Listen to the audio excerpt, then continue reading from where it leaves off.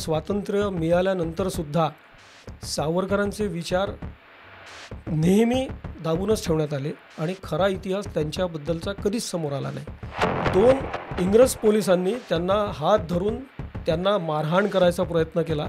तेव्हा सावरकरांनी त्यांना धमकावलं की जर आपल्या मुलाबाळांची आणि बायकोची काळजी असेल तर मला हात लावण्याचा प्रयत्न करू नका, नाहीतर मी स्वतः मरता मरता तुमच्यापैकी एकाचा तरी मुर्दा पाडून राहीन. आणि त्यांची ती कविता तिथे आठवते आपल्याला, अनादि मी अनंत मी अवध्य मी भला, मारील रिपू जगती असा कवण जन्माला. म्हणजे सावरकर म्हणायचे की माझी जर का काही चूक झाली तर माझा कान धरण्याचा अधिकार फक्त छत्रपती शिवाजी महाराजांना आहे, इतर कोणालाही नाही. प्लेगची साथ आल्यानंतर इंग्रज कसल्या प्रकारे वागत होते हे आपण खरं तर चापेकरांच्या इतिहासात बघितलेलं आहे. आणि म्हणूनच त्या रँडचा चापेकर बंधूंनी वध केलेला होता की व रेकलेसली घरातल्या स्त्रियांना ओढून बाहेर काढण्यात यायचं. आणि त्याच पद्धतीने सावरकरांच्या काळातसुद्धा प्लेग जेव्हा झाला तेव्हा इंग्रज असल्याच प्रकारे सगळं कार्य करत होते. पुण्यामध्ये जेव्हा शस्त्रबंदी घातली तेव्हा सावरकरांनी तिथल्या सगळ्या युवकांना बरोबर घेऊन तो मोर्चा काढलेला होता. आणि तेव्हा त्यांनी एक शस्त्रगीतसुद्धा लिहिलेलं होतं की व्याघ्र नक्र सर्पसिंह हिंस्त्र जीव संगरी, शस्त्रशक्तीने मनुष्य हा जगे धरेवरी. जेव्हा आपण जगासमोर अहिंसेचे पूजक म्हणून जातो तर कधी जा जेव्हा तुमची शस्त्र सगळी तयार आहेत, तुमचा शस्त्रांनी कारखाना पूर्ण भरलेला आहे, तुमच्याजवळ अद्ययावत सगळी शस्त्रसामग्री आहे. परराष्ट्रीय लोकांना म्हणजे नेल्सन मंडेलांना आपण भारतरत्न देतो, पण मग सावरकरांना आपण देऊ नाही शकलो आत्तापर्यंत. इस्रायल हा एकमेव देश असा असेल की जो हिंदुस्थानच्या बरोबर राहील, तेव्हा इस्रायलला आपण सहाय्य करायला हवं हे सावरकरांनी आधीच म्हणून ठेवलं होतं. आणि घडलं तसंच. तो उरी असो किंवा केरला स्टोरी असो किंवा मग काश्मीर फाईल्स असो किंवा सावरकरांचं चित्र वीर सावरकर असो, हे चित्रपट आता लोकांसमोर येत आहेत, हे काही कमी नाही आहे. हा सुद्धा एक बदल वाखाणण्यासारखा आहे असं मला वाटतं. ओठी जरी अखंड स्वातंत्र्य गाणं आहे, माझ्याच महान देशात मी बंदिवान आहे. नको विचारू संदर्भ मागचा, नको विचारू संदर्भ मागचा, मागेच फाटलेले मी एक पान आहे. की घेतले व्रतन हे आम्ही अंधतेने, लब्ध प्रकाश इतिहास निसर्ग माने, जे दिव्य दाहक म्हणून असावयाचे, करी वाण धरिले हे सतीचे. अशी सावरकरांची देशभक्ती होती. मी तर अगदी स्पष्ट शब्दात सांगतो की तुम्ही कितीही ब्राह्मण विरोध करा, पण हा एकच ब्राह्मण तुम्हाला पुरून उरणार आहे.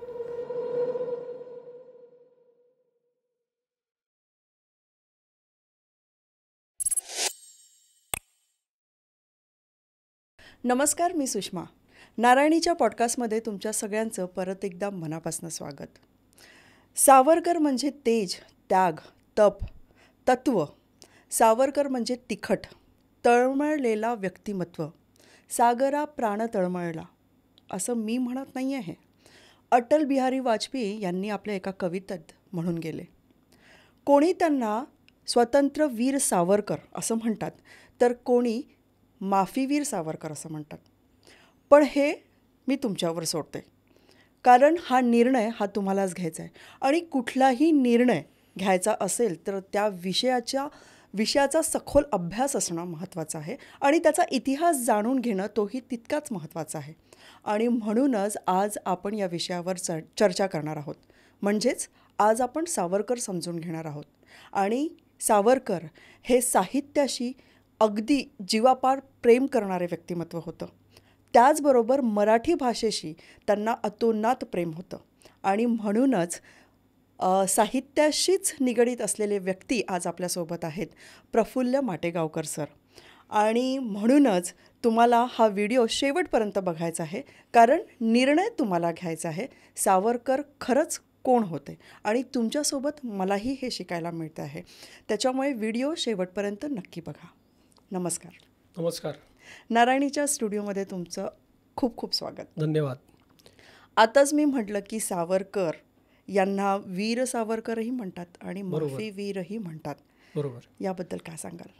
खरं तर सावरकर म्हटलं की कुठल्या सावरकरांबद्दल बोलून सुरुवात करावी हा एक फार मोठा प्रश्न आहे.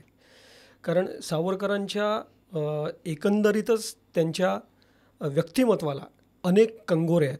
म्हणजे जसं आत्ता तुम्ही उल्लेख केला की साहित्य क्षेत्राशी निगडीत सावरकर, क्रांती सूर्य सावरकर. त्यानंतर आपण हे बघतो की वयाच्या 16व्या वर्षीपासून या बाल सावरकरांनी अष्टभुजा देवीसमोर शपथ घेतलेली होती. आपण जाणतो की आद्य क्रांतिरत्न वासुदेव बळवंत फडके यांच्यापासून प्रेरणा घेऊन दामोदर हरी चापेकर या चापेकर बंधूंनी क्रांतिकार्यात उडी घेतली आणि त्यांच्यापासून प्रेरणा घेत सावरकरांनी ह्या क्रांतिकार्यात काम करायला सुरुवात केली. वयाच्या 16व्या वर्षी त्यांनी अष्टभुजा देवीसमोर शपथ घेतलेली आपण जाणतोच की देशाचे स्वातंत्र्य मिळविण्याकरता सशस्त्र क्रांतीचा केतू उभारून मी मारता मरेस्तोर झुंजेन, हे बाल सावरकर. आणि तेच युवा सावरकर जर का आपण बोलायचं झालं तर अभिनव भारत ही भव्य संघटना ज्यांनी आंतरराष्ट्रीय स्तरावर नेऊन पोहोचवली. अभिनव भारत म्हणजे जो मित्रसंघ आधी जो मित्रमेळा ही संघटना सुरुवातीला त्यांनी सुरू केली आणि त्याचंच रूपांतर अभिनव भारत या जागतिक संस्थेत त्यांनी केलं. ते युवा सावरकर. आणखीन सावरकरांबद्दल आश्चर्याची गोष्ट म्हणजे आपल्याला माहितीच आहे की बॅरिस्टरी शिकायला म्हणून सावरकर लंडनला गेले. 1907 साली त्यांनी 1857च्या स्वातंत्र्य समराला 50 वर्ष पूर्ण झाली म्हणून तो सुवर्ण महोत्सव लंडनमध्ये त्यांनी साजरा केला. त्या नेता सावरकरांबद्दल बोलायचं का? म्हणजे सावरकरांच्या कुठल्या पैलूवर बोलायचं हा आपल्याला प्रश्न असतो. म्हणजे बालपणापासूनच त्यांना स्वातंत्र्याची ओढ होती, प्रश्नच नाही आहेत. आणि त्याच्यानंतर आपण पुढे जाणतोच की मग नंतर मार्सेलिसच्या बेटावरती त्यांनी त्या बोटीतून उडी मारून त्या खाऱ्या समुद्रात त्यांनी पोहून फ्रान्समध्ये पोहोचायचा प्रयत्न केला. पण तेव्हा नेमक्या मॅडम कामा आणि अय्यर वेळेवर न पोहोचू शकल्यामुळे त्यांना अटकेत टाकल्या गेलं. पण सावरकर नेहमी म्हणायचे की आज आपण कसं आहे की स्वातंत्र्यवीर सावरकर म्हटलं की आपल्याला सगळ्यात पहिले दिसते ती त्यांची उडी, बरोबर आहे. पण सावरकर म्हणायचे की ही तुम्ही माझी उडी लक्षात ठेवली नाही तरी चालेल. तेही त्याच्यातही दुरावा म्हणतात की संडासाच्या पाईपमधनं गेले. अगदी संडासाच्या पाईपमधनं त्यांनी छोट्याशा त्या होलमधनं उडी मारून ते जखमी आंग घेऊन खाऱ्या पाण्यात त्यांनी उडी मारली आणि पोहत त्यांनी तो किनारा गाठला. आणि तिथे खरं तर फ्रान्सच्या पोलिसांना त्यांनी विनंती केली की मला अटक करा म्हणून. पण लँग्वेज प्रॉब्लेम असल्यामुळे ते फ्रान्सचे पोलीस समजू शकले नाही आणि तेवढ्यात ब्रिटिश पोलीस तिथे आले. त्यांनी लाच दिली त्यांना आणि पुन्हा त्यांनी सावरकरांना बंदी बनवून बोटीवर नेलं. आणि इथे पुन्हा एक गोष्ट म्हणजे मी तुम्हाला सांगू इच्छितो की सावरकरांच्या इतिहासातल्या प्रत्येक गोष्टीमध्ये साहित्यिक सावरकर आपल्याला दिसतात. नक्कीच. जेव्हा त्यांना पुन्हा बंदी म्हणून बोटीवर नेलं तेव्हा 2 इंग्रज पोलिसांनी त्यांना हात धरून त्यांना मारहाण करायचा प्रयत्न केला. तेव्हा सावरकरांनी त्यांना धमकावलं की जर आपल्या मुलाबाळांची आणि बायकोची काळजी असेल तर मला हात लावण्याचा प्रयत्न करू नका, नाहीतर मी स्वतः मरता मरता तुमच्यापैकी एकाचा तरी मुर्दा पाडून राहीन.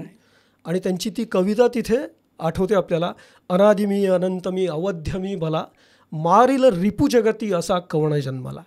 सावरकरांचं चरित्र अभ्यास हे अतिशय कठीण आहे आणि म्हणून या विषयावरती बोलणं ही एक संधी मी समजतो.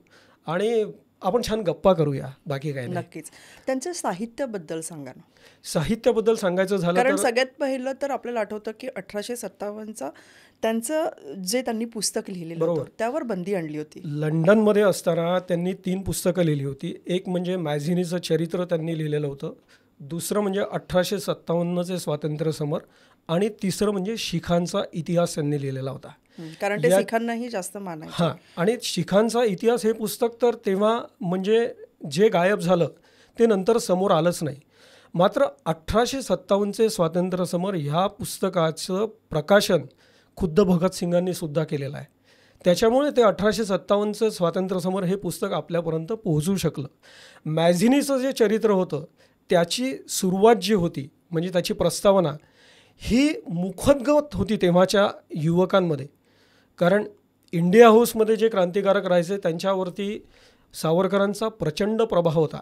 म्हणजे क्रांतिकारक मदनलाल धिंगरा ज्यांनी कर्झन वायलीचा गोळ्या झाडून त्याची हत्या केली, तो इतिहास आपल्याला माहिती आहे. मदनलाल धिंगरा यांच्यावरती सावरकरांचा प्रचंड परिणाम होता आणि मदनलाल धिंगराच्या त्या कृत्याच्या निषेधार्थ तिथे सभा घेण्यात आली होती. तेव्हा सावरकरांनी तिथे विरोध केलेला होता. आणि ती पिस्तूल त्यांच्या भावांनी दिली म्हणून त्यांना अटक करण्यात आली होती. म्हणजे सावरकर निधड्या छातीचं व्यक्तिमत्व होतं आणि हे आपण क्षणोक्षणी अनुभवतो.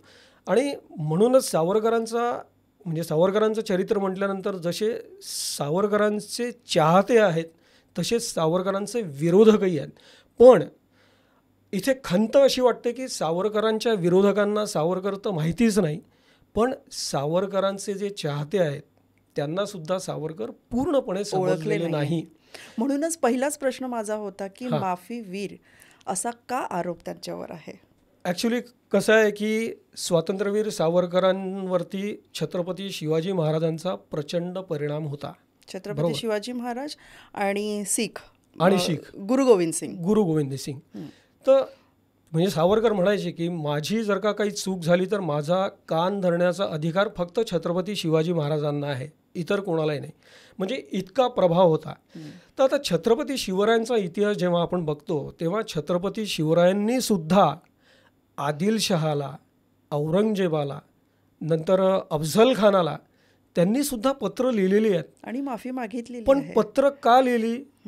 Everything is fair in war असं आपण म्हणतो. तर ते पत्र लिहिणं ही काही चूक नव्हती.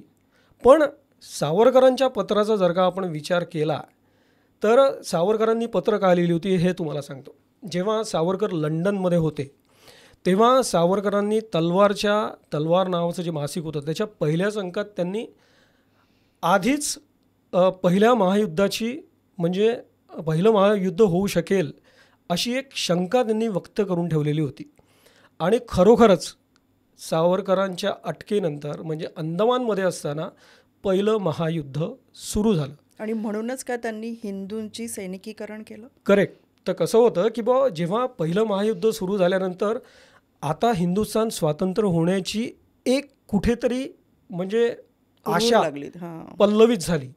आणि अशा वेळी जर का आपण अंदमानच्या कारागृहात असू तर काही अर्थच नाही ना मग आयुष्याला. म्हणजे ज्या कामाकरता सावरकरांनी आपलं अख्खं आयुष्य दिलेलं होतं, आपल्या घरावरती तुळशीपत्र ठेवलेलं होतं, अशावेळी जर का आपण अंदमानात असू तर आपला मग समाजाला उपयोग काय होणार. माझ्या अटलजींनी पण त्यांचं तारुण्य असं म्हटलेलं आहे की तारुण्य वेळातही त्यांना अटक झाली. त्याच्यातच अटक झाली होती ना. म्हणजे मग तेव्हा सावरकरांनी जे पत्र लिहिलेलं आहे त्याच्यामध्ये मग आपल्याला लक्षात येईल की सावरकरांनी एक्झॅक्टली काय म्हटलेलं होतं.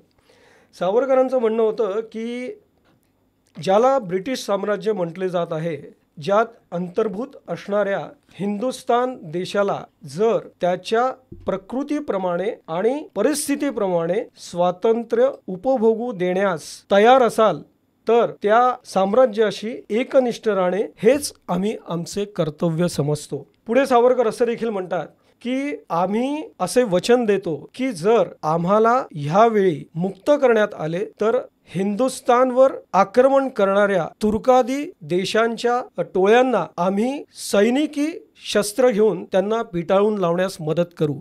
आणि ह्याकरता तुम्ही फक्त माझीच सुटका केली नाही तरी चालेल आणि इतर बंदिवानांना, इतरत्र जे बंदी आहेत त्यांना जर का तुम्ही सोडलं तर मला अधिक आनंद होईल. आता याच्यात सावरकरांनी स्वतःला मुक्त करा असं कुठे म्हटलेलं आहे. आणि ही गोष्ट जास्तीत जास्त विभाजनाच्या वेळी जास्तीत जास्त मुस्लिम लोक सेवेत होते आणि आपलं हिंदुत्व टिकून ठेवायसाठी म्हणून हिंदूंची सैनिकीकरण त्यांनी केलं. बरोबर. आणि ही गोष्ट होती 1914 सालची. आता तुम्ही विचार करा की समजा त्यांची ही माफी वीर आपण त्यांना म्हणतो आणि हे या पत्राला जर का आपण माफीचं पत्र जर का समजलो तर त्यांची सुटका किती साली झाली? 1921 साली त्यांची सुटका झालेली आहे. त्याच्यामुळे हा चक्क त्यांच्यावरती आरोप केला जातो कारण त्यांचा अभ्यासच कोणी करत नाही आणि विरोधाला विरोध म्हणून हा विरोध केला जातो असं माझं स्पष्ट मत आहे. जसं शिवाजी महाराजांनी तुम्ही म्हटलं की पत्र लिहिली आहे तसं रामप्रकाश बिस्मिल हे पण आहे, सच्चिदानंद खनिहाल आणि भाई परमानंद हे सुद्धा अंदमानमध्ये होते आणि त्यांनी पण माफी मागितली, पण त्याबद्दल कोणीच बोलत नाही. पण सावरकर बद्दल लगेच बोलतात आणि गांधींनी पण आपला विश्वासू असं लिहिलं होतं पत्राच्या शेवटी. पण का अजूनही गांधीला किंवा काँग्रेसला असं म्हणत नाही? कसं आहे माहिती आहे का, हा वैचारिक विरोध आहे आणि त्या वैचारिक विरोधाचा वापर यांनी केलेला आहे. म्हणजे म्हणूनच सावरकरांचा इतिहास जो डाव्या वर्णांचे लोक किंवा काही सिलेक्टेड आपल्यापर्यंत पोहोचलेला नाही आहे, ते याचं कारण हेच आहे. कारण काय झालं, स्वातंत्र्य मिळाल्यानंतर सुद्धा सावरकरांचे विचार नेहमी दाबूनच ठेवण्यात आले आणि खरा इतिहास त्यांच्याबद्दलचा कधीच समोर आला नाही. हे दुर्दैव म्हणावं लागेल. आणि खरं तर महात्मा गांधी जेव्हा सावरकरांना भेटलेले होते तेव्हा त्यांच्यात नेमकी चर्चा काय झाली हे माहिती नाही आहे. पण गांधींनी सावरकरांना भेटायला गेल्यानंतर, रत्नागिरीच्या पर्वानंतरची गोष्ट आहे, घरी गेल्यानंतर त्यांनी विनंती केली की मला माई सावरकरांना भेटायचं आहे. आणि त्या माई सावरकरांना त्यांनी बोलवल्यानंतर त्यांच्या पाया पडलेले आहेत ते की बा असा व्यक्ती, ह्याची तू पत्नी. आणि सावरकरांनी एकंदर 27 वर्ष कारागृह ते बंदिस्त म्हणून राहिलेले आहेत. म्हणजे 11 वर्ष अंदमानमध्ये आणि 16 वर्ष रत्नागिरीच्या जेलमध्ये, जेव्हा त्यांना स्थानबद्धतेत ठेवण्यात आलेलं होतं. तर अशा पत्नीला मी नमस्कार करू इच्छितो. आता ह्या गोष्टी कोण बोलतं सांगा बरं मला. आणि नमस्कार यासाठी की मी 1च तास राहिलो तर मी हादरलो, पण तू आयुष्य कशी काय घालवते त्यांच्या आयुष्य कसे काय घालवले. खरंच सावरकरांचा इतिहास अतिशय कठीण आहे समजायला आणि म्हणून तो लोकांसमोर यायला हवा असं मनापासून वाटत असतं. बरं, सावरकरांच्या पत्नींचा विषय निघालाच तर त्यांचं पत्नीविषयीचं प्रेम याबद्दलही कोणी बोलत नाही, पण अतोनात प्रेम होतं. आता खरं म्हटलं तर माहिती आहे का, त्यांना पत्नीवरती प्रेम करायला किती वेळ मिळाला खरंच प्रश्न आहे. कारण सावरकरांचं लग्न झाल्यानंतर ते लंडनला गेलेले आहेत आणि लंडनला त्यांना शिष्यवृत्ती मिळालेली होती की जी लोकमान्य टिळकांच्या पुढाकारांनी त्यांना ती मिळालेली होती आणि इंडिया हाऊसमध्ये ते राहायला लागले होते. आता लग्न झाल्यानंतर लगेचच सावरकर लंडनला गेले. सावरकरांना जी शिष्यवृत्ती मिळाली होती ती श्यामजी कृष्ण वर्मा यांनी त्यांना ती शिष्यवृत्ती दिली होती आणि लंडनमध्ये पोचल्यानंतर त्यांनी बॅरिस्टरी शिकायला सुरुवात केली. आणि मग पुढचं आपल्याला माहितीच आहे की तिथे गेल्यानंतर इकडे भारतामध्ये सावरकर कुटुंबियांचे काय हाल झाले. बाबाराव सावरकरांना अटक झाली. त्याच्यानंतर सावरकरांना तिथे लंडनला अटक झाल्यानंतर त्यांना, मगाशी आपण बोललो की बुवा त्यांनी ती उडी घेतली आणि मग त्यांच्यावरती राजद्रोहाचा आरोप ठेवून त्यांना, आणि पुन्हा जॅक्सनला वरती जो हल्ला झालेला होता त्याकरता अनंत कान्हेरेंनी वापरलेली पिस्तूल ही सावरकरांनी पाठवलेल्या पिस्तुलांपैकी एक होती, म्हणून त्यांना जन्मठेपेच्या 2 शिक्षा झाल्या. ते आज तागत कोणाला झालेल्या नाही आहे. आज तगात कोणाला झालेला नाही. 2 वेळा जन्मठेप. बरोबर. आणि आता हा 2 वेळा शिक्षेचा एक विषय निघाला म्हणून एक सहज गंमत, म्हणजे एक सावरकरांच्या इतिहासातली एक छान घटना म्हणून मी सांगतो की मगाशी आपण आद्य क्रांतिरत्न वासुदेव बळवंत फडके यांचा उल्लेख केला होता. तर असं म्हणतात की आद्य क्रांतिरत्न वासुदेव बळवंत फडके हा एक सूर्यास्त झाल्यानंतर नवा सूर्य जो उगवला तो स्वातंत्र्यवीर सावरकर. म्हणजे 17 फेब्रुवारी 1883ला वासुदेव बळवंत हे यांचं कारागृहामध्ये त्यांचं निधन झालं आणि 28 मे 1883ला सावरकरांचा जन्म झाला. म्हणजे हा पुनर्जन्म म्हणतात स्वातंत्र्यवीर आद्य क्रांतिकारक वासुदेव बळवंत फडके यांचा. आणि खरं तर वासुदेव बळवंत फडक्यांना पहिल्यांदा अंदमानातच ठेवणार होते, पण तेव्हा अंदमानच्या कारागृहाचं बांधकाम सुरू होतं म्हणून त्यांना एडनला पाठवण्यात आलं. आणि मग म्हणून असं म्हटलं जातं की बा सावरकरांना ज्या 2 जन्मठेपेच्या शिक्षा झाल्या ती म्हणजे एक वासुदेव बळवंत फडक्यांची राहिलेली 1 जन्मठेप आणि दुसरी स्वातंत्र्यवीरांची जन्मठेप. हा एक धागा कुठेतरी आपल्याला जुळल्यासारखा वाटतो. आपण येणार आहोत माई सावरकरांकडे. आता नवरा बॅरिस्टरी शिकायला लंडनला गेलेला आहे, तेव्हा तिथून आल्यानंतर त्यांना सूट बुटात आपण बघू अशी काहीतरी कल्पना त्या कोवळ्या माऊलीने पोरीने केलं केली असेल. असेल. हां. पण तिला भेटावं कुठे लागलं तर डोंगरीच्या कारागृहामध्ये. जेव्हा सावरकरांना हिंदुस्थानात आणण्यात आलं तेव्हा पहिल्यांदा त्यांना ठाण्यामध्ये ठेवलं गेलं आणि त्यानंतर त्यांना डोंगरीच्या कारागृहात ठेवण्यात आलं आणि तिथे माई सावरकरांची आणि सावरकरांची भेट झालेली आहे. तेव्हा सावरकर त्यांना म्हणतात की माई, माझ्या कपड्यांकडे बघू नको. कपडे थंडीपासून रक्षण करण्याचं काम करतात, ते हे सुद्धा कपडे करतायत. त्याच्यामुळे त्यांचं ते काम करतायत, माझा आतला मात्र मी जो आहे तोच आहे. त्यामुळे तू काळजी करू नकोस. आणि ह्याचं दुःख तर अजिबातच करून घेऊ नको की मी स्वातंत्र्याच्या या कार्यात उडी घेतली तेव्हाच मी ठरवलेलं होतं की आपल्याला काय करायचं आहे. आणि 4 बोळकी फोडून जर का आज पुढल्या पिढींमध्ये जर का त्यांच्या संसारात सोन्याचा धूर निघत असेल तर काय वाईट आहे. आपण आपलं हे सद्भाग्य समजू. आणि कारण माझा जन्म हा राष्ट्रासाठीच झालेला आहे. राष्ट्रासाठीच झालेला आहे. म्हणजे सावरकर इतके नॉर्मल होते या सगळ्या गोष्टींमध्ये की त्यांनी कधीही कुठल्याही गोष्टीचा खूप जास्त उहापोह न करता जे समोर आलं ते शांतपणे ते स्वीकारत गेले. आणि तीच मनोवृत्ती त्यांच्या पत्नीमध्ये सुद्धा त्यांनी जागवली. आणि ह्या सावरकर पत्नींचा म्हणजे त्याच्यामध्ये बाबाराव सावरकरांची पत्नी यसुवहिनी, ज्यांना सावरकर खूप मानायचे, त्या यसुवहिनी आणि नंतर बाळाराव सावरकरांच्या पत्नी म्हणजे सावरकरांचे सगळ्यात लहान बंधू आणि तात्याराव म्हणजे स्वातंत्र्यवीरांच्या पत्नी माई सावरकर, या तिघींनी सुद्धा राष्ट्रकार्यामध्ये आपलं योगदान प्रचंड प्रमाणात दिलेलं आहे. त्यावरची एक शोभा साठेंचं पुस्तक आहे त्या तिघी हो, म्हणून. बरोबर. आणि ते मी वाचलं आहे. आणि बरोबर. त्यामध्ये त्या तिघींचं म्हणजे एक पुरुष किंवा अख्खं पुरुष घरातले तुरुंगात जातात, तिन्ही पण पुरुष. त्या मागचे त्यांच्या मागे राहणाऱ्या त्यांच्या ज्या पत्नी हो. आहेत त्यांचा संघर्ष हा त्या पुस्तकात दाखवलेला आहे. अतिशय कठीण आहे. म्हणजे त्याच्यामध्ये तुम्ही जर का वाचलं असेल तर प्लेगचा जेव्हा तो सगळा काळ आलेला होता, जेव्हा म्हणजे दामोदर पंत सावरकर म्हणजे सावरकरांचे वडील ते प्लेगनी गेले, त्याच्यानंतर हे लोक रत्नागिरीला नाशिकला शिफ्ट झाले. तिथून आल्यानंतर पुन्हा प्लेगमध्ये बाळाराव सावरकरसुद्धा आजारी होते आणि प्लेगची साथ आल्यानंतर इंग्रज कसल्या प्रकारे वागत होते हे आपण खरं तर चापेकरांच्या इतिहासात बघितलेलं आहे. आणि म्हणूनच त्या रँडचा चापेकर बंधूंनी वध केलेला होता की बुवा रेकलेसली घरातल्या स्त्रियांना ओढून बाहेर काढण्यात यायचं. आणि त्याच पद्धतीने सावरकरांच्या काळातसुद्धा प्लेग जेव्हा झाला तेव्हा इंग्रज असल्याच प्रकारे सगळं कार्य करत होते. आणि तेव्हा या कुटुंबाला म्हणजे सावरकरांना जेव्हा बाबाराव सावरकरांनाही पहिल्यांदा अंदमानला पाठवलेलंच होतं, स्वातंत्र्यवीरांनासुद्धा पाठवलं, त्यानंतर यांच्या घरावर सुद्धा कुडकी आली आणि घरावर सुद्धा बंदी आली. त्यांची जी काय मालमत्ता असेल ती सगळी जप्त करण्यात आली आणि अक्षरशः या रस्त्यावर आल्या.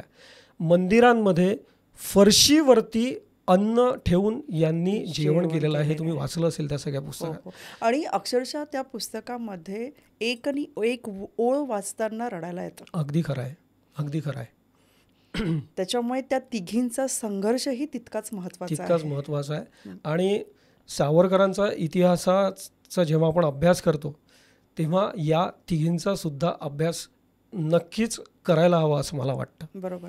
जेव्हा आता आपण स्थानबद्धतेच्या वेळेलाचा उल्लेख तुम्ही केला, बरोबर, त्यावेळेचा एक किस्सा आहे की जेव्हा ब्रिटिश झडती घ्यायला आले होते हो, घरात आणि तेव्हा त्यांच्या पत्नीही होत्या, तर त्यांनी फक्त एकच सांगितलं की घ्या ना बिनधास्त झडती घ्या, आम्ही एक चटई आण आणि आपण बसतो, फक्त तो पेपर आण, आपल्या घराचा नकाशा, बरोबर, फक्त घराचा नकाशा आण. तर त्याही गेला, फक्त एवढं म्हटलं आणि बाहेर आल्या. तेव्हा ब्रिटिशांच्या हाती तो नकाशा दिला. तर त्यावेळेचे नकाशे असे मोठे मोठे. तर काय दिला असेल तो घराचा नकाशा? आपण म्हटलं की आपण किती स्क्वेअर फूट हा आपण म्हणून दाखवतो, पण तो अख्ख्याच्या अख्खा हिंदुस्थानाचा नकाशा होता. बरोबर. आणि हे माझं घर. आणि आपण याच्या आपल्या घराच्या व्यतिरिक्त बाहेर आपण चर्चाच करत नाही. खरं आहे. आणि तुम्हाला सांगतो त्या किती शूरवीर होत्या. म्हणजे जेव्हा झडती घ्यायला जेव्हा इंग्रज पोलीस यायचे तेव्हा पहिले ते त्या इंग्रज पोलिसाची झडती घ्यायचे की न जाणो तुम्ही कुठला तरी एखादा आक्षेपार्ह कागद माझ्याच घरात ठेवाल आणि तो सावरकरांकडे सापडला म्हणून आम्हाला पुन्हा अटक कराल किंवा जे काय ॲक्शन घ्याल म्हणून ते पहिले त्या पोलिसांचीच झडती घ्यायचे. म्हणजे इतक्या धाडसी त्या होत्या. सावरकर पत्नी त्यांच्याच सारख्या होत्या. तेच म्हणजे जिथे गांधी अहिंसावादी आहेत आणि ते म्हणतात की अहिंसा परमो धर्म, तिथे सावरकर म्हणतात की धर्म हिंसा तथैवच.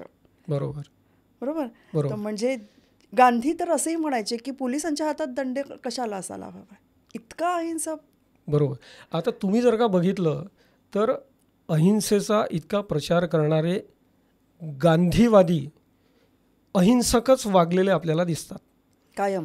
कायम अहिंसक वागलेले आपल्याला दिसतात. कदाचित आता म्हणजे हा जे आपण ज्या विषयावरती बोलतो आहे हा विषय थोडा नाजूक जरी असला तरी मोकळेपणाने बोलावं हे सत्य आहे आणि हेच सत्य समोर यायला हवं. आणि हा उपक्रमही त्यासाठीच आहे की अवेअरनेस आणि लोकांना इतिहास त्यांच्यापर्यंत पोहोचावा. बरोबर. कारण सावरकर जाणून घेणं हे खूप महत्त्वाचं आहे.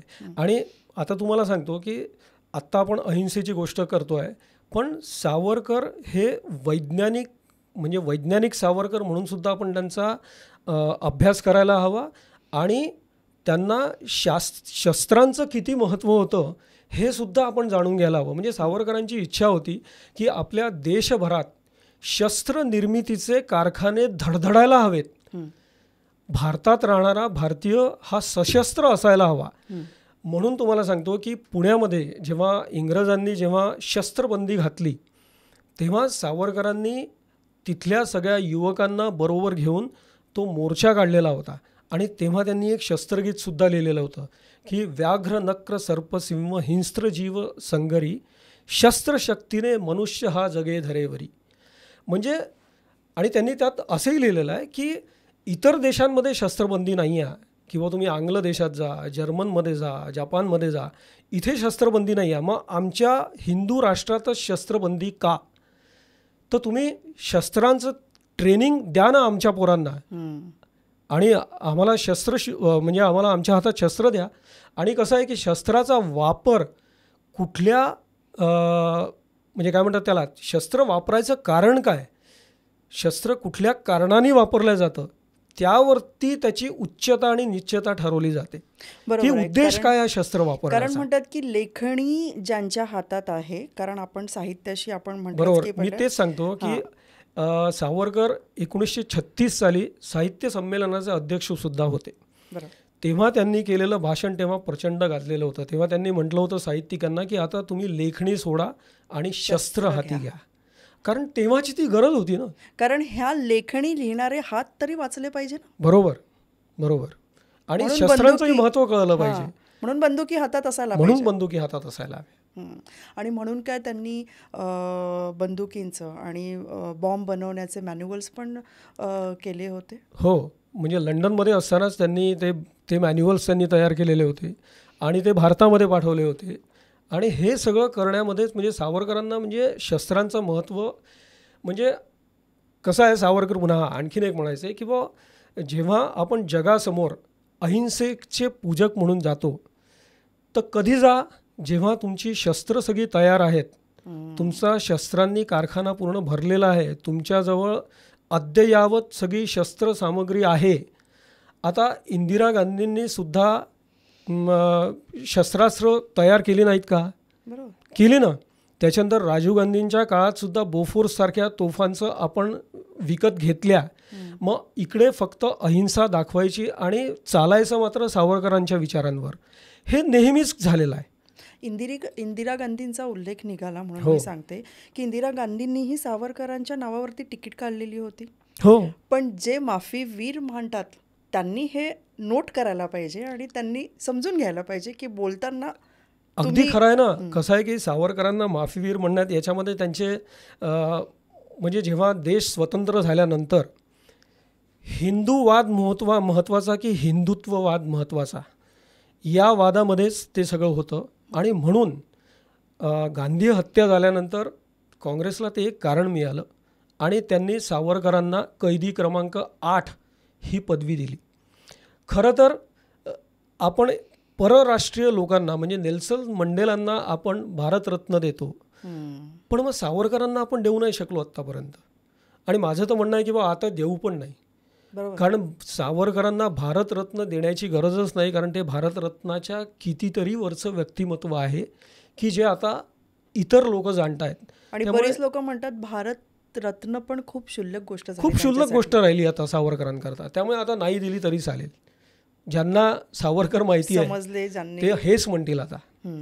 आणि आता आपण म्हणजे जर का बघितलं तर म्हणजे आता सावरकरांच्या चरित्रावरती अनेक अभ्यासक मोकळेपणाने बोलत आहेत किंवा सावरकरांचा इतिहास आता समोर यायला लागला आहे किंवा त्याच्यावरती चर्चा व्हायला लागल्या आहेत. याआधी सावरकरांचा इतिहास कायम दाबूनच ठेवण्यात आला. म्हणजे आत्ता जसं आपण पाहिलं की बा तो रणदीप हुडा यांनी जो सावरकरांवरती चित्रपट बनवला, तेव्हा त्या चित्रपटाबद्दलच्या अनेक कहाण्या, मला त्या कहाणीमध्ये काही रस नाही की बा तो चित्रपट आधी कोण करणार होतं, मग रणदीप हुडांकडे का आला वगैरे वगैरे. आणि त्यांनाही पण हितचिंतकांनी सांगितलं की हा करू नका. तेच पण रणदीप हुडासारख्या व्यक्तींनी आपलं घरदार म्हणजे त्यांच्या वडिलांनी त्याच्याकरता शेती वगैरे सुद्धा त्यांची गहाण ठेवली होती, अशा सुद्धा चर्चा आहे. घर सुद्धा गहाण ठेवलं आणि तो चित्रपट बनवला. यावरती अनेक लोक असेही म्हणतात की बा आपला मराठी माणूस चित्रपट करू शकत नाही का? अहो झालाय ना चित्रपट. बाबूजींनी म्हणजे सुधीर फडकेंनी तो चित्रपट केलेलाच आहे. पण हिंदी भाषेत जर का एक अमराठी माणूस तो चित्रपट करतोय तर याचा तुम्हाला अभिमान असायला हवा ना. काय या विरोधाला विरोध करायचा असेल तर कुठल्याही गोष्टीत विरोध करता येतो. आता हिंदी भाषेत तुम्ही म्हटलं तर आपण पाहिलंच की सावरकरांचं साहित्य अनेक वर्षापासून दबलं गेलेलं आहे. जसं आपण 1857चा स्वातंत्र्य संग्राम, तसंच दक्षिण भारतीय आणि उत्तर भारतीयांनाही हा इतिहास माहीत नाही आहे.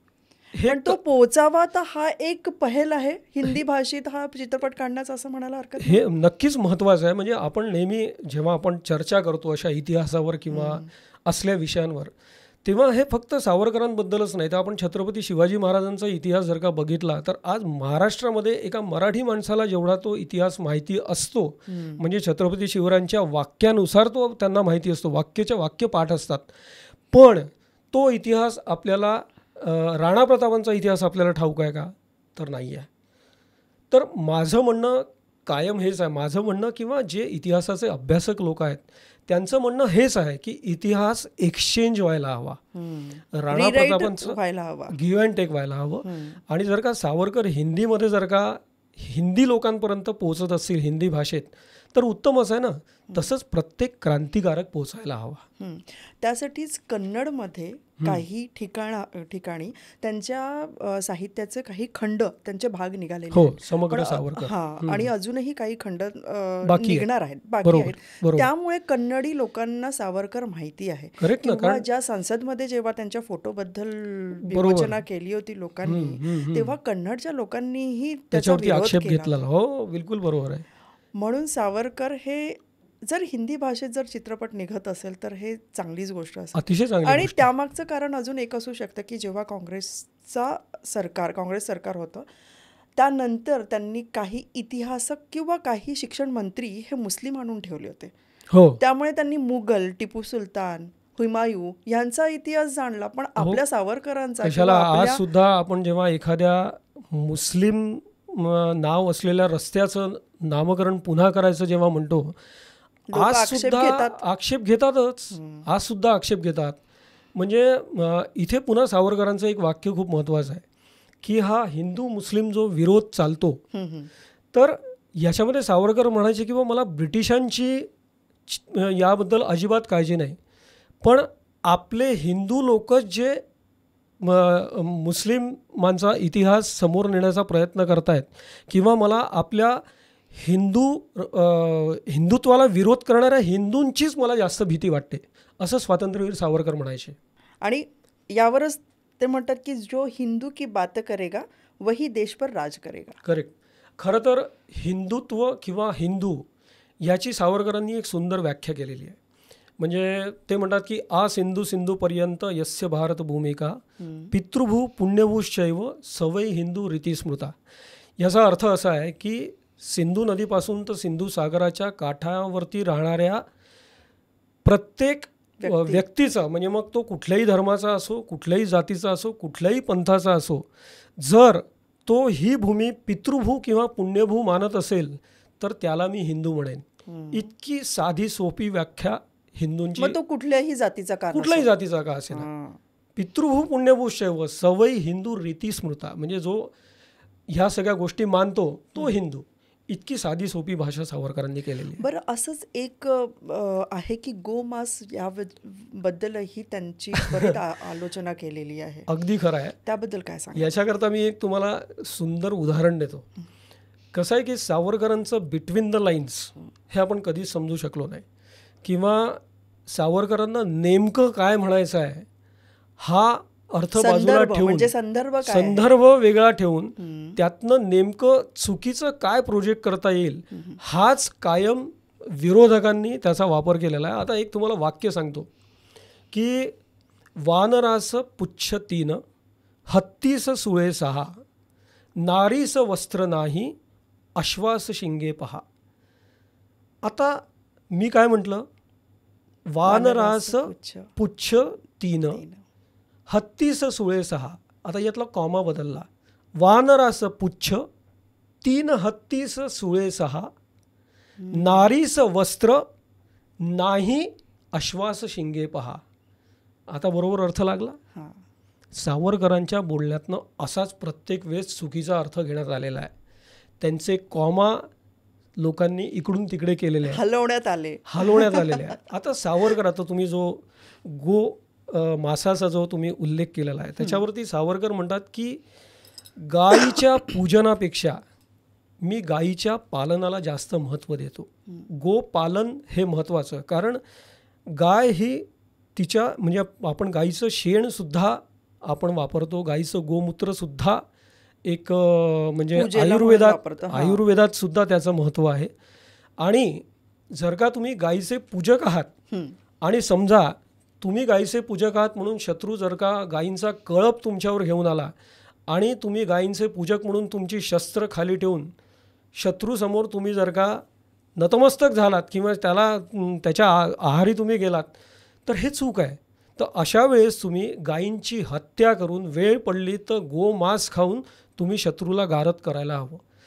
ह्याच्यामध्ये सावरकरांनी गोमांस खा असं कुठेच म्हटलेलं नाही आहे. सावरकरांचे विचार फार वेगळे होते. म्हणजे त्यांचा संदर्भ काय हा लक्षात कोणी घेतच नाही. फक्त तेवढं सावरकरांनी म्हटलं ना की बाबा गायींना खा. अरे पण कुठल्या परिस्थितीत खा? यावेळेचा एक प्रसंग मला आठवतो, जेव्हा ते इंग्लंडला श्यामजी कृष्णा आणि मॅडम भिकाजी कामा हे सगळे होते आणि त्यांनी गांधीजींना डिनरला बोलवलं होतं. तेव्हा त्यांनी बघितलं की सावरकर हे मांस खात आहेत. तेव्हा गांधींनी खाल्लं नाही आणि ते तर व्हेजिटेरियन होते. तेव्हा त्यांनी म्हटलं की तुम्ही फक्त मी आज माझ्या हातात मांस दिसून तुम्ही असं बोलताय, पण वेळ पडली तर ब्रिटिशांना कापून त्यांना उभा चिरून खाता आला पाहिजे. एवढा आपल्याला लक्ष केंद्रित करायचं आहे. म्हणजे तेवढं प्रखर राष्ट्रप्रेम तुमच्यात असायला पाहिजे, तरच तुम्ही ब्रिटिशांशी लढू शकाल. म्हणजे प्रत्येक वेळेस अहिंसा ही कामी येणार नाही आहे, हे तेवढंच. आणि सावरकर शस्त्रपूजक होतेच. मगाशी आपण ती कवितेचाही उल्लेख केलाच. आणखीन एक आहे की जाती धर्म, बरोबर, स्पृश्यता याच्याबद्दलही त्यांचं मत होतं काय? आता कसं आहे की सावरकरांनी अस्पृश्यता निवारण करायला त्यांनी 7 बेड्या तोडायला हव्या असं त्यांनी म्हटलेलं आहे. आता त्या 7 बेड्यांचा जर का उल्लेख करायचा राहिला तर एक सगळ्यात पहिले म्हणजे वेदोक्त बेडी. आपण ती नंतर डिटेलमध्ये बोलू. पहिली म्हणजे वेदोक्त बेडी, दुसरी म्हणजे स्पर्श बेडी, तिसरी म्हणजे सिंधू बेडी, चौथी म्हणजे व्यवसाय बेडी, 5वी म्हणजे मुक्ती बेडी, 6वी म्हणजे रोटी बेडी आणि 7वी म्हणजे काय म्हणतात त्याला, बेटी बेडी. म्हणजे बंदी, म्हणजे बेटी बंदी, रोटी बंदी, व्यवसाय बंदी. तर आता याच्यामध्ये सावरकरांनी म्हटलं आहे की बाबा वेदोक्त बंदी म्हणजे काय, तर कुठल्याही वेदाचा अभ्यास कुठल्याही जाती धर्माचा व्यक्ती करू शकतो, त्याच्यावरती बंधन असायला नको. ब्राह्मणांनीच की वेदांचा अभ्यास फक्त ब्राह्मणांनीच करावा असं काही गरजेचं नाही. दुसरा आहे व्यवसाय बेडी. म्हणजे आता आज सुद्धा आपण पाहतो की बाबा सोनार म्हणजे फक्त सोना फुंकण्याचंच काम करणार, किंवा पिंजारी जो आहे तो फक्त गाद्या पिंजायचंच काम करणार. तर सावरकरांनी स्वतः पिंजण म्हणजे ते काम शिकलं आणि इतर लोकांना सुद्धा ते शिकवलं. तसंच वाजंत्री वाजवणं हे एका विशिष्ट लोकांचं काम होतं, पण सावरकरांनी तिथे सुद्धा एक वेगळे वाजंत्री वादक तयार करून ते सुद्धा मोडून काढलं. त्यांची एक टीम बनवली आणि लग्न कार्यात त्यांना बोलवावं, म्हणजे व्यवसाय कुठलाही व्यवसाय कोणीही करू शकलं पाहिजे. त्याच्यानंतर दुसरं होतं मुक्ती. म्हणजे जर का एखादा व्यक्ती दुसऱ्या धर्मात गेलाय आणि तो पुन्हा आपल्या स्वधर्मात येऊ इच्छितो आहे तर त्याला येऊ द्यावं. म्हणजे म्हणूनच आंतरजातीय विवाह पद्धती त्यांनी तेच म्हणजे तिची बेटी बंदी जी आहे ती तेच म्हटलेली आहे की बा आपल्या मुलींचे लग्न त्यांच्या घराण्यात व्हायला हवी आणि त्यांच्या मुलींची लग्न आपल्या घराण्यात व्हायला हवी. तसंच खाणं पिणं रोटीबंदी जी आहे ती सुद्धा अन्नाला काय हे करायचं आहे. एक गंमत आहे की बा रत्नागिरीमधलीच गोष्ट आहे की बा सावरकर बोटीमधनं नदी म्हणजे ती पाणी क्रॉस करत होते तेव्हा त्यांच्याबरोबर त्यांनी मग एकत्र भोजन करायचं ठरवलं. तर त्या बोटीचा नावाडी जो होता तो मुसलमान होता, तर तो थोडा कचरत होता. तर सावरकर म्हणाले, अरे तू डबा का नाही काढत आहे तुझा, बस आमच्याबरोबर. तर तो सावरकरांना म्हणाला की बा आपण मुस्लिम विरोधक आहात असं मला कळलं. आणि सावरकर तू म्हणे बरोबर आहेस, मी मुस्लिम विरोधक आहे, पण जे माझ्या धर्माविरोधात आहेत, माझ्या राष्ट्राविरोधात आहेत, त्या मुस्लिमांचं आम्ही विरोधक आहे. तू असं काही करतोयस का? नाही, बस माझ्याबरोबर. इतकं सोपं उदाहरण आहे सावरकरांच्या या जीवनाचं.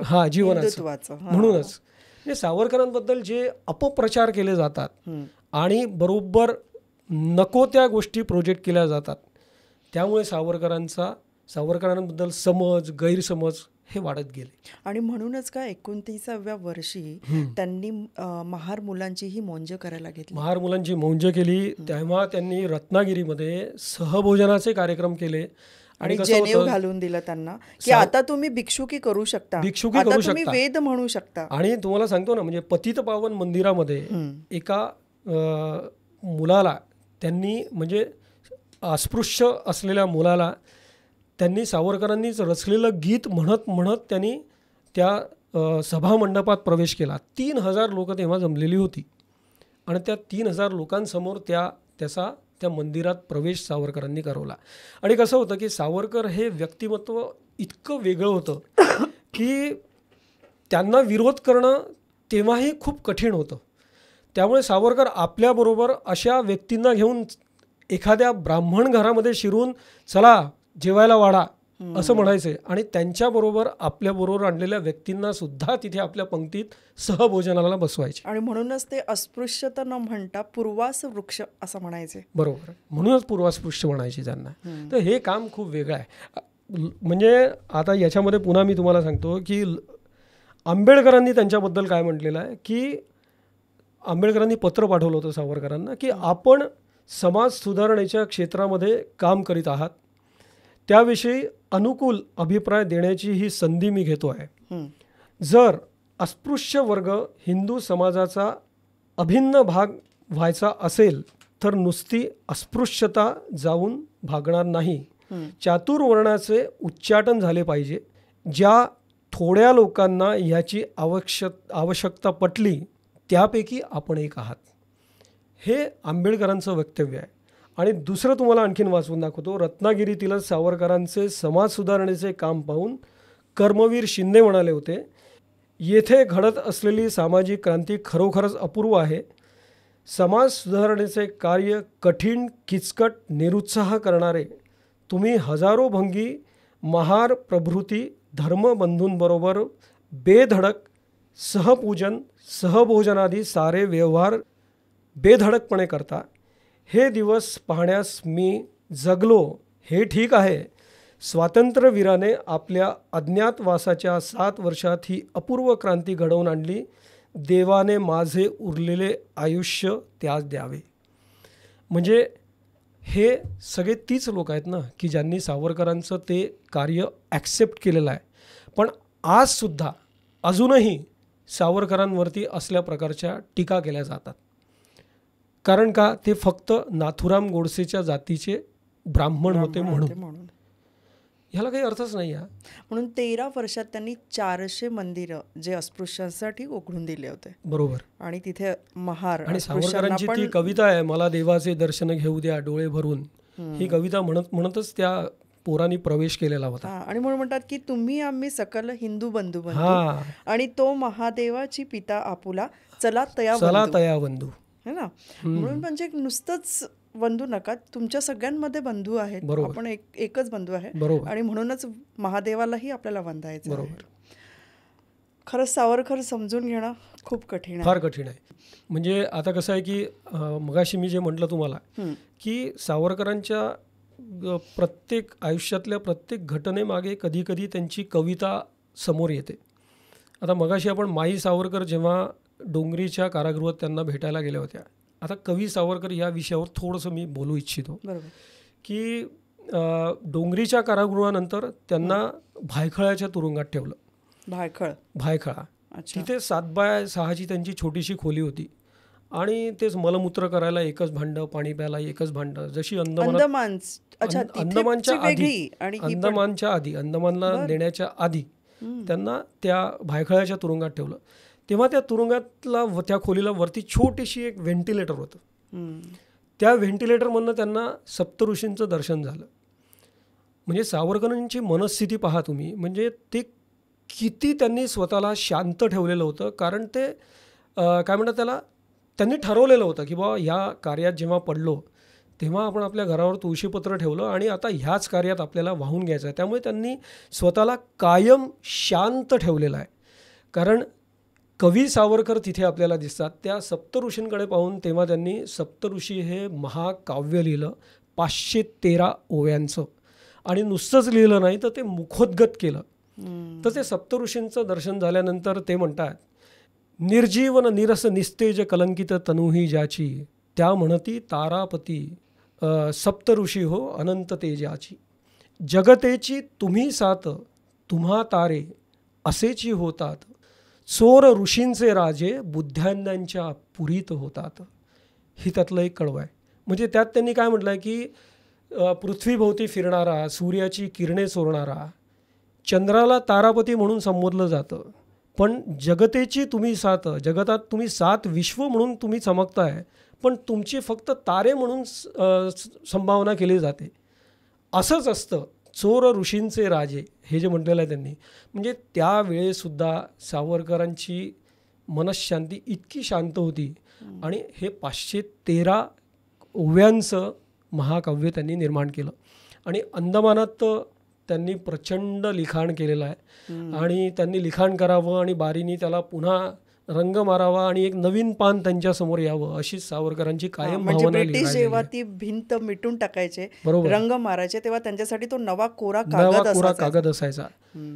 सावरकर समजणं फार कठीण आहे, फारच कठीण आहे. आणि तसंच त्यांचं भाषेवरही प्रेम होतं. भाषेवर म्हणजे आपण जाणतोच की मराठी भाषा, आणि आपल्याला अभिमान असायला पाहिजे. आणि छत्रपती शिवरायांनी सुद्धा त्यांच्या काळी शब्दकोश तयार केलेला होता. कारण छत्रपती शिवरायांच्या वेळेस सगळा फारसी भाषेवरचा बराच प्रभाव भाषेवर होता. तर तेव्हा सुद्धा छत्रपती शिवराय आणि छत्रपती शिवरायांच्या पावलावर पाऊल ठेवून चालणारे सावरकर होते. त्यामुळे सावरकरांनी सुद्धा मराठी शब्दकोश केला आणि अनेक नवीन शब्द आपल्याला दिले. जसा महापौर हा शब्द दिला, किंवा आपण हे जे फील्ड आहे आपलं निर्माता, दिग्दर्शक, संकलक, मग नंतर काय म्हणतात त्याला निर्देशक, चित्रपट, हे सगळं त्यांनीच दिलेले शब्द आहे. आणि त्यांचं एक गाणं आहे, म्हणजे जुनी लोक जेव्हा ऐकतात तेव्हा अक्षरशः त्यांच्या डोळ्यात अश्रू येतं. सागरा प्राणतळ, ते गाणं जेव्हा हृदयनाथ मंगेशकरनी म्हटलं तेव्हा त्यांना सुद्धा स्टुडिओमधनं बाहेर काढलं गेलं.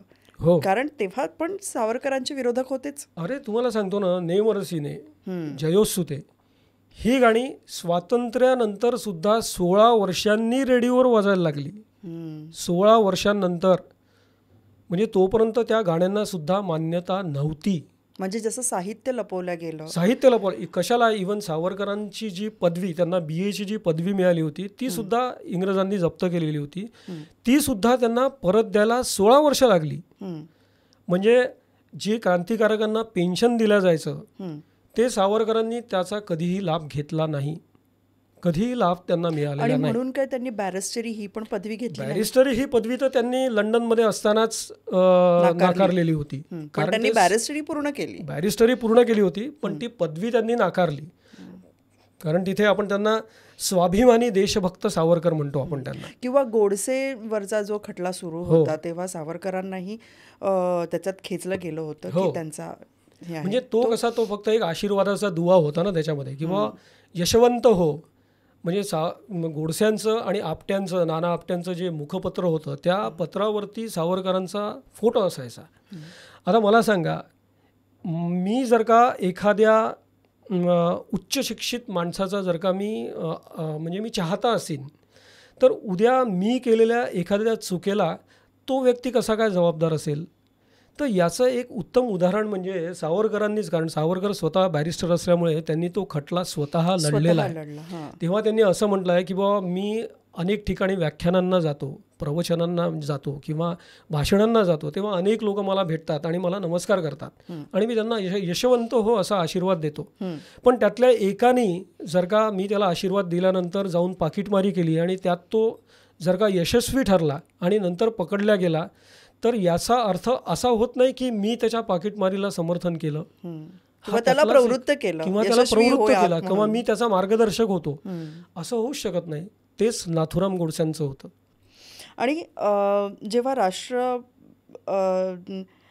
जेव्हा त्यांना याच्यामध्ये होते ते रत्नागिरीमध्ये आणि त्यांना एक बंदी होती की स्नानबद्धतेत होते, तेव्हा त्यांना अधिकार नव्हता की राजकीय मिटिंगा आणि हे करा. त्या याच्यावरच त्यांना सोडलं होतं ना की बा कुठल्याही राजकारणात तुम्ही सहभागी होणार नाहीत, ह्या अटीवरच त्यांना सोडलेलं होतं. आणि खरं तर अंदमानहून जेव्हा सावरकर म्हणजे खरं तर त्यांची शिक्षा होती 24 डिसेंबर 1910 ते 23 डिसेंबर 1960, बरोबर 50 वर्षाची शिक्षा होती. तेव्हा सुद्धा सावरकर म्हणाले होते की एवढे दिवस तुमचं तरी राज्य टिकणार आहे का? आणि ते खरंच झालं.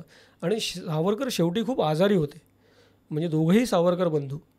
त्याच्यामुळे त्यांची 1921 साली सुटका करण्यात आली आणि त्याच्यानंतर सावरकरांना स्थानबद्धतेत ठेवण्यात आलं. आणि ह्यासाठीवरती की बा तुम्ही कुठल्याही राजकारणात सक्रिय असणार नाहीत.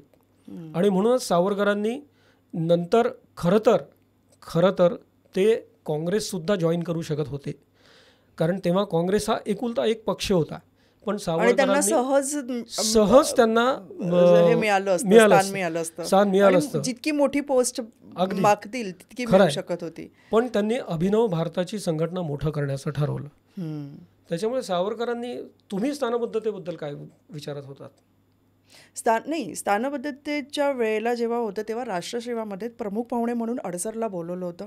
आणि जेव्हा त्यांचा वध झाला तेव्हा एक सभा घेण्यात आली, पण त्यांनी म्हटलं की लक्षात आहे की तुम्हाला सभा करता येत नाही. तर तेव्हा त्यांनी म्हटलं की सगळ्यांना बोलवा, पण महाभारताचं प्रवचन आहे म्हणून बोलवा. आणि तेव्हा मी कृष्ण वध बरोबर तिथे हे करणार आणि शिशुपालाचा वध समजावून सांगणार. बरोबर, पूर्ण वाक्य म्हणून दाखवल्यावर बुद्धिमत्ता, आपला मुद्दा पटवून द्यायला त्यांनी पुरेपूर आपल्या साहित्याचा वापर केलेला आहे. आणि त्यामुळे सावरकर ठरतात. म्हणजे श्रीकृष्णानं शिशुपालाचा वध केला ना, तुम्हाला कळलं ना की वध केला, मला हेच समजून घ्यायचं. म्हणजे त्या अडसरचं नाव न घेता वध केला, श्रीकृष्णाला कुठे शिक्षा झाली असं म्हणून त्यांनी स्वतःची याचना मांडलेली आहे तिथे. हे सांगायचं होतं तिथे मला, अजून काही नाही. अगदी. म्हणजेच सावरकर जाणून घेणं खूप महत्त्वाचं आहे आणि हा इतिहास जाणणं महत्त्वाचं आहे, कारण इतके काळ त्यांचं साहित्य जे लपवण्यात आलेलं आहे. आणि तेच म्हणतो ना, म्हणजे एक तर सावरकर हिंदुत्ववादी, त्यानंतर अगदी स्पष्ट बोलायचं तर ब्राह्मण, आणि त्याच्यामुळे हा सगळा वाद कायम आज सुद्धा आहे, काल सुद्धा होता आणि पुढे सुद्धा असणार आहे. अंदमानामध्येही अमानवीय अत्याचार असा अमानवीय अत्याचार, आणि सावरकर तिथे सुद्धा शांत बसलेले नाही आहेत. आणि तिथले जे वॉर्डन असायचे ते मुस्लिमच असायचे. कारण तिथलं एक आहे की हिंदुत्व टिकवायसाठी तिथे सुद्धा म्हणजे तिथे सुद्धा कन्व्हर्शनचे कामं व्हायचेच ना. म्हणजे तिथे सुद्धा सावरकरांनी प्रचंड मोठा लढा उभारलेला आहे. आणि गंमत म्हणजे तिथे जोरजोरात म्हणजे मुस्लिम लोकांमध्ये बांग द्यायची ती जी प्रथा आहे, अजान अजान, तर ती रात्री बेरात्री चालायची आणि मग हिंदू कैद्यांची झोप डिस्टर्ब व्हायची. मग काय झालं, मग हिंदू कैद्यांनी त्यातनं सुद्धा एक युक्ती काढली. त्यांनी शंख जमा केले आणि मग रात्री ते ब्रिटिश अधिकाऱ्यांना सांगितले की आम्हाला शंख पाहिजे हा, आहेत. आणि तो आमचा अधिकार आहे हिंदू म्हणून. आणि मग त्याला तोड म्हणून मग शंख वाजायचे आणि मग शेवटी मग त्या दोन्ही गोष्टी शांत करण्यात आल्या. म्हणजे अजानामुळे हिंदूंची झोप मोडवायची, हा. तर यांनी तोडगा म्हणून शंखनाद करायला सुरुवात केली, मग त्यांची झोप मोडावी लागली. तेव्हा कुठे मग ते बंद म्हणजे झालं. काट्याने काटा काढावा लागतो तसला प्रकार सावरकर. आणि दुसरं म्हणजे जे कन्व्हर्शनचे जे कामं चालू होते तेव्हा मुसलमानाच्या हातचं खाल्लं की आपण मुसलमान झालो, ही सरळ सरळ ही प्रथा अंदमानमध्ये होती.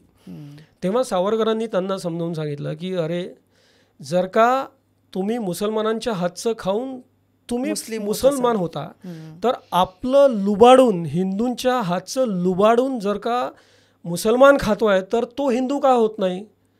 तर हे मुसलमान किंवा हिंदू होणं हे काय पोटावर नसतं, ते तुमच्या विचारांवर असतं. त्यामुळे तुम्ही हा विचार तुमच्या डोक्यातून काढून टाका. आणि त्यांनी मग ती चळवळ सुरू केली.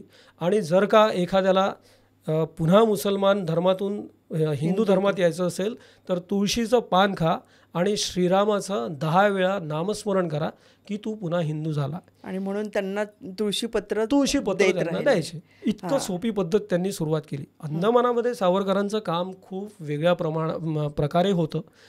त्याच्यामध्ये पुन्हा असं सुद्धा होतं की अंदमानातून काही कैद्यांना सुटका द्यावी असं इंग्रजांनी ठरवलं आणि ती सुटका झाल्यानंतर त्यांना पुन्हा हिंदुस्थानात धाडणार होते.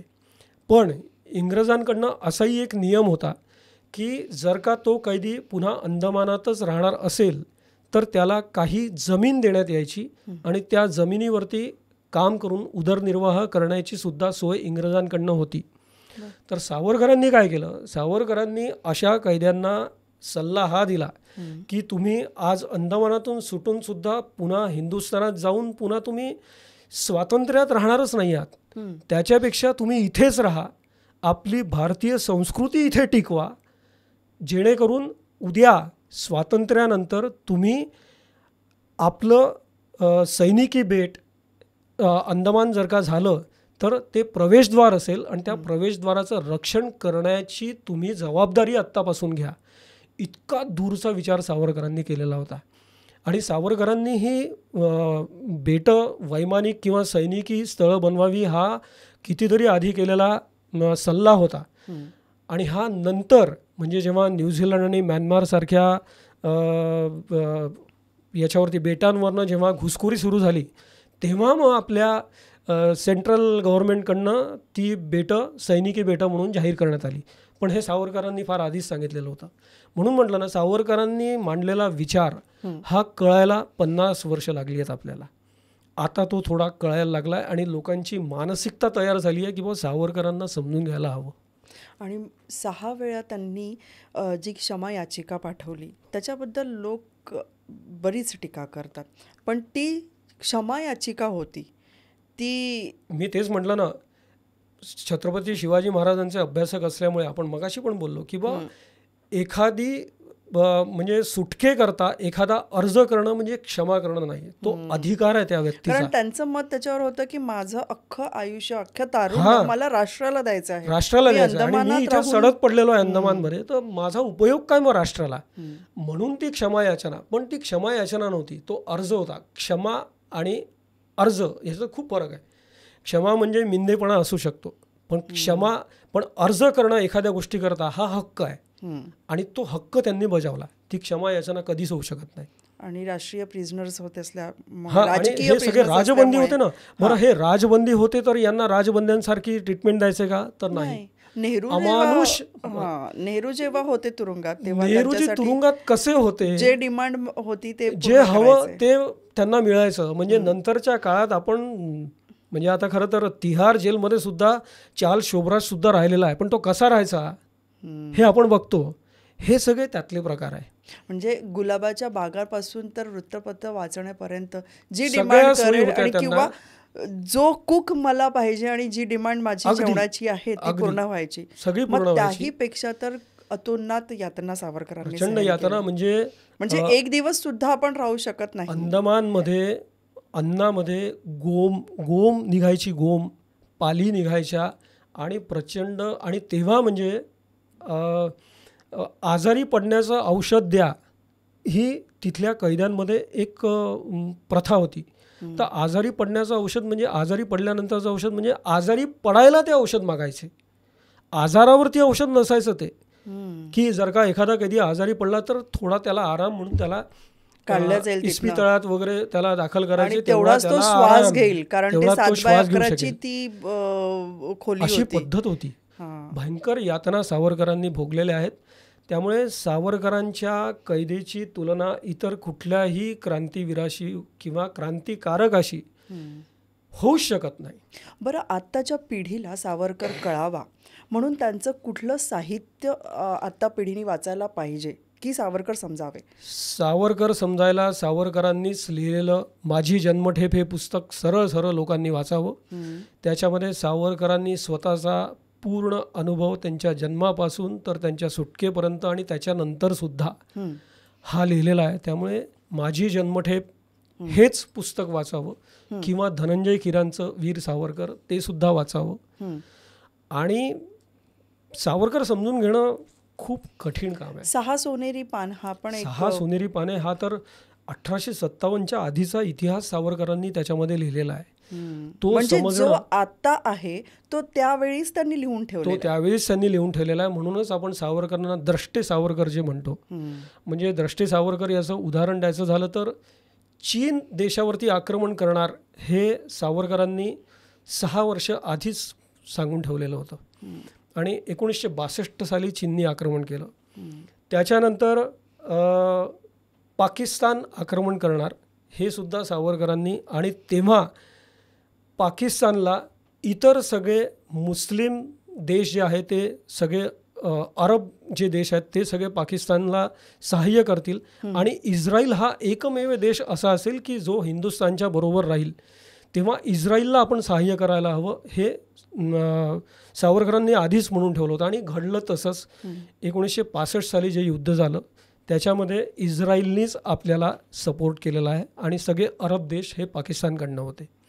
सावरकरांनी आधीपासूनच ह्या सगळ्या गोष्टी नमूद केलेल्या आहेत म्हणून आपण त्यांना द्रष्टे सावरकर म्हणतो.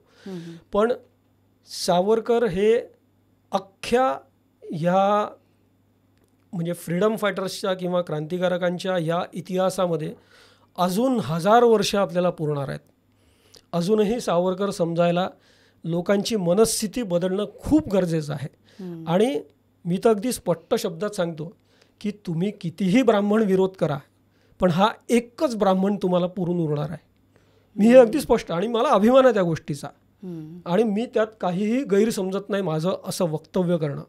हा एकच ब्राह्मण तुम्हाला पुरून उरणार आहे. कारण ह्यांचा उद्देश कायम देशाकरता राहिलेला आहे. त्यांनी स्वतःकरता कधीच काहीही मागितलेलं नाही आहे. त्याच्यामुळे फक्त देशाच्या स्वातंत्र्याकरता त्यांनी आपलं अख्खं आयुष्य घालवलेलं आहे. मृत्यूसुद्धा त्यांना भ्यायलेला आहे आणि म्हणूनच त्यांना आपण मृत्युंजय सावरकर सुद्धा म्हणतो. जसं आपण सावरकरांच्या साहित्याबद्दल बोललो, पण तुम्हीही कला क्षेत्रात आणि थिएटरमध्ये कार्यरत आहेत. म्हणून सावरकरांनी लिहिलेलं संगीत उष्पाप हे नाटक आहे, त्यांचे पण प्रयोग व्हावेत आणि जेणेकरून मी म्हणजे स्वतः तुम्हाला म्हणजे ही विनंती करेल. कसं आहे की संन्यस्त खड्ग सुद्धा हे आहेच. पण प्रयोग यासाठी म्हणते की नवीन पिढीला सावरकर कळावेत, अगदी या माध्यमातून कळावेत. बरोबर. तर आता असा प्रयत्न आम्ही एकदा केलेला देखील होता. कसं आहे की सावरकरांनी लिहिलेली जी नाटकं आहेत ती प्रचंड मोठी नाटकं आहेत. आणि कसं आहे की सावरकर हे उत्तम लेखक आणि प्रचंड अभ्यासक असल्यामुळे त्यांच्या प्रत्येक नाटकामध्ये इतक्या मोठ्या प्रमाणात सगळे कॅरेक्टर्स आहेत किंवा इतक्या वेगवेगळ्या प्रकारचे सीन्स त्या नाटकांमध्ये आहे. त्यामुळे ती नाटकं प्रॅक्टिकली आज स्टेजवर आणणं हे थोडंसं कठीण होतं. म्हणून आम्ही काय केलं होतं की आम्ही संन्यस्त खड्ग ह्या नाटकातली काही प्रसंग आम्ही करण्याचा प्रयत्नसुद्धा केलेला होता. आणि पुण्यामध्ये मी सावरकर म्हणून ही स्पर्धा होते खूप मोठ्या प्रमाणात. तर त्याच्यामध्ये विविध प्रकारे सावरकर त्या स्पर्धेद्वारे समोर येतात. तर त्याच्यामध्ये नाट्यलेखक सावरकर हा सुद्धा एक विषय असतो आणि मग त्यातलं वाचन लोक करतात आणि त्यानिमित्ताने सावरकरांची नाटकंसुद्धा समोर येतात. आणि फार सावरकरांची नाटकं करणं फार कठीण काम आहे, कारण भाषा सावरकरांची प्रचंड कठीण आहे. मी सांगितलं नाही, एकच वाक्य सावरकरांचं एकदा वाचून समजत नाही, 2-3दा वाचल्यानंतर मग लक्षात येतं काय आहे ते. आता मगाशी आपण ज्या गाण्याचा म्हणजे कवितेचा उल्लेख केला होता शस्त्रांच्या संदर्भात, व्याघ्र नक्र सर्प सिंह हिंस्त्र जीव संघरी, खरं तर हे मराठीच आहे, पण ते समजून घेता आलं पण ते समजलं पाहिजे. शस्त्रशक्तीने मनुष्य हा जगे धरेवरी, ते फार मोठं म्हणजे कविता आहे ती. त्याच्यामुळे साहित्यिक सावरकर हा एक फार वेगळा विषय आहे. पण आपण प्रयत्न करू शकतो, प्रयत्न करायला हवा. आणि कसं आहे की आता नवीन पिढीतले अनेक लोक सावरकर या विषयाचा अभ्यास करत आहेत. आणि फक्त भारतीयच नव्हे तर जर्मनीतले प्राध्यापक आहेत एक वॉल्व म्हणून, त्यांनी ते इतिहासाचे प्राध्यापक आहेत आणि त्यांनी इतिहास अभ्यासायला म्हणून त्यांनी भारतीय इतिहासाचा अभ्यास जेव्हा सुरू केला तेव्हा त्यांना हिंदुत्व हा शब्द खूप डॉमिनेटिंग वाटला. आणि मग त्यांनी तो खोलात जेव्हा ते शिरले तेव्हा त्या हिंदुत्वाशी निगडीत सावरकरांचा चरित्र त्यांच्या डोळ्यासमोर आलं आणि सावरकरांचे विचार त्यांच्यासमोर आले. मग त्यांनी काय करावं तर सावरकरांच्या विचारांवरतीच त्यांनी अभ्यास करून त्यात PhD केली. क्या बात आहे. म्हणजे असं सुद्धा आहे. म्हणजे ही गोष्ट नवीन माहिती पडली मला. त्यामुळे आपल्या लोकांनी सुद्धा सावरकर या विषयाचा अभ्यास करून खरे सावरकर लोकांसमोर आणि नव्या पिढीसमोर ठेवायला हवे. आणि आपला हा जो काही उपक्रम तुम्ही करता आहात हा स्तुत्य एवढ्याच करताय की बा आपल्या ह्या सगळ्या डिस्कशनमधनं खरे सावरकर आपण नव्या पिढीसमोर पोहोचवू शकू. हाच प्रयत्न आहे, कारण हे एक माध्यम आहे. अगदी बरोबर. सावरकरांचं एक स्वप्न होतं की अखंड भारत, तर ते स्वप्न आज पूर्ण होऊ शकतं का, की आपण त्या मार्गावर आहोत का, काय वाटतं तुम्हाला? आता कसं आहे की मध्ये जी आपली सिंदूरची जी घटना घडली आणि आपण पाकिस्तानचं पाणी अडवलं, बरोबर, पाकिस्तानचं पाणी अडवलं, जे एवढ्या लोकांना मारलं, तेव्हा असं सावरकर विचारी लोकांना वाटत होतं की बा आता पाकिस्तान संपवूनच टाकायला हवा. आणि सावरकरांचं जे स्वप्न होतं अखंड हिंदुस्थान, अखंड भारत, अखंड भारत, तर जेव्हा ते पाणी अडवलं त्याच्यानंतर सावरकर प्रेमी लोकांना असं वाटलं होतं की बा आता सावरकरांचं अखंड भारताचं स्वप्न पूर्ण होणार. पण ते इतकं सोपं नाही आहे. आणि जेव्हा आपण त्यांचं पाणी अडवलं तेव्हा खरं तर सिंधू नदी आपल्यापुरती आपण सीमित केली. आणि जोपर्यंत सिंधू नदी ही संपूर्णपणे भारतात येत नाही तोपर्यंत हा देश पूर्णपणे स्वतंत्र मी मानणार नाही. तर जेव्हा सिंधू नदीचंच पाणी अडवलं तेव्हा माझ्यासारख्या व्यक्तीने हाच विचार केला की आता नदी तर आपल्यापुरतीच सीमित आहे, म्हणजे आपलं अखंड भारताचं स्वप्न पूर्ण झालं की काय, अशी एक मनात शंका येऊन गेली. पण आजची सरकार त्याच्यावर काम करत आहे असं वाटतं?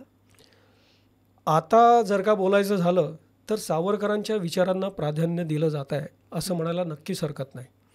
कारण जर का आता आपण चित्रपटसृष्टीचाच जर का विचार केला तर ज्या चित्रपटांना आता परवानगी दिल्या जाते हे सगळे विषय अतिशय बेधडकपणे लोकांसमोर येत आहेत. तर हे शेवटी सरकारचंच काम आहे ना, म्हणजे त्या गोष्टीला परवानगी देणं किंवा सेन्सॉर बोर्डाची परमिशन मिळणं. मग तो उरी असो किंवा केरला स्टोरी असो किंवा मग काश्मीर फाईल्स असो किंवा सावरकरांचा चित्र वीर सावरकर असो, हे चित्रपट आता लोकांसमोर येत आहेत, हे काही कमी नाही आहे. हा सुद्धा एक बदल वाखाणण्यासारखा आहे असं मला वाटतं. बरोबर. म्हणूनच म्हणता येईल की सामर्थ्य आहे चळवळीचे, जो जो करील तयाचे, त्यासाठी परमेश्वराचे अधिष्ठान आहे. आणि नुसतं अधिष्ठानच करू नका, नुसतं देव पाण्यात ठेवून चालणार नाही, त्यासाठी संघर्ष करा आणि आपल्या राष्ट्राला राष्ट्रहितासाठी काम करा. हे नव्या पिढीला समजून सांगायला जास्त चांगलं राहील. नक्कीच. कसं आहे की आता म्हणजे आपण शेवटाकडे आलेलो आहे, म्हणून म्हणतो की सावरकरांबद्दल बोलायचं झालं तर मला एक कविता आठवते की ओठी जरी अखंड स्वातंत्र्य गाणं आहे, सावरकर म्हणतात, ओठी जरी अखंड स्वातंत्र्य गान आहे, माझ्याच महान देशात मी बंदिवान आहे. नको विचारू नको विचारू संदर्भ मागचा, नको विचारू संदर्भ मागचा, मागेच फाटलेले मी एक पान आहे. की घेतले व्रतन हे आम्ही अंधतेने, लब्ध प्रकाश इतिहास निसर्गमाने, जे दिव्य दाहक म्हणून असावयाचे, करी वाण धरिले हे सतीचे. अशी सावरकरांची देशभक्ती होती की सतीचं वाण घेऊन जेव्हा ती सती जेव्हा त्या चितेवरती चढते तेव्हा तिला माहिती असतं की बाबा आपण जळणार आहोत. त्या प्रथेचा मी काही हे करत नाही आहे, त्या प्रथा तर कधीच थांबल्या आहेत, पण सावरकरांनी ह्या स्वातंत्र्य यज्ञात जी उडी घेतली ते सतीचे वाण घेऊनच घेतली, म्हणून सावरकर ठरतात. बरोबर, नक्कीच. म्हणून मी सगळ्यांना म्हणेल की हा निर्णय तुम्हाला घ्यायचा आहे की ते खरंच स्वातंत्र्यवीर सावरकर होते की माफीवीर सावरकर होते. तो विचार त्यांचा असू शकतो, प्रत्येकाचं वेगळं मत असू शकते. व्हिडिओ शेवटपर्यंत बघितल्यावर तुमचं सगळ्यांचं खूप मनापासून धन्यवाद. तुम्हीही आमच्या या उपक्रमात सामील झाले, त्याच्यामुळे तुमचंही धन्यवाद. खरं तर स्वातंत्र्यवीरांच्या किंवा तात्यारावांच्या मृत्यूपत्राने वाणीला विराम द्यावा असं मला वाटतं. हे मातृभूमी तुझला मनवाही येले, वक्तृत्व वाग्विभवई तुझं अर्पी येले, तू तेची अर्पिली नवी कविता रसाला, लेखाप्रती विषय अनन्य तूची झाला. की घेतले व्रतन हे आम्ही अंधतेने, लब्ध प्रकाश इतिहास निसर्गमाने, जे दिव्य दाहक म्हणून असावयाचे, बुद्ध्याची वाण धरिले करी हे सतीचे, बुद्ध्याची वाण धरिले करी हे सतीचे. क्या बात आहे. मनपूर्वक खरं तर तुमचं अभिनंदन करायला हवं की असल्या विषयावर आपण बेधडकपणे कुठे चर्चा करू शकतो आहे आणि मी बेधडकपणे बोलू शकतो आहे. नक्कीच. ही परवानगी तुम्ही मला दिली आणि मी बोलू शकलो, ह्याच्याकरता मी तुमचे मनापासून आभार व्यक्त करतो. आणि तुमचं हे कार्य समाज उपयोगी असंच कार्य आहे आणि तुम्ही तुमचं एक अढळ स्थान नक्कीच निर्माण केलेलं आहे हे मी तुम्हाला नक्की सांगू इच्छितो. आणि पुनश्च तुमचं आणि तुमच्या सर्व टीमचं, कारण पडद्यामागील कलाकार वेगळेच असतात, त्या सर्वांचं मी मनपूर्वक अभिनंदन करतो आणि आपण इथे मला बोलायची संधी दिली त्याबद्दल मनापासून आभार व्यक्त करतो. धन्यवाद दादा, तुम्ही आले. व्हिडिओ शेवटपर्यंत बघितला त्याच्यामुळे तुमच्या सगळ्यांचेही धन्यवाद. व्हिडिओ बघून त्या विचारांवरती, कारण मलाही बरंच काही शिकायला मिळालं, बऱ्याच काही गोष्टी मला माहीत झाल्या, आशा करते तुम्हालाही त्या माहीत झाल्या असतीलच. त्यामुळे त्या विषयावर खाली कमेंट लिहायला विसरू नका आणि तुमचं काय मत आहे ते आमच्यापर्यंत नक्की पोचवा.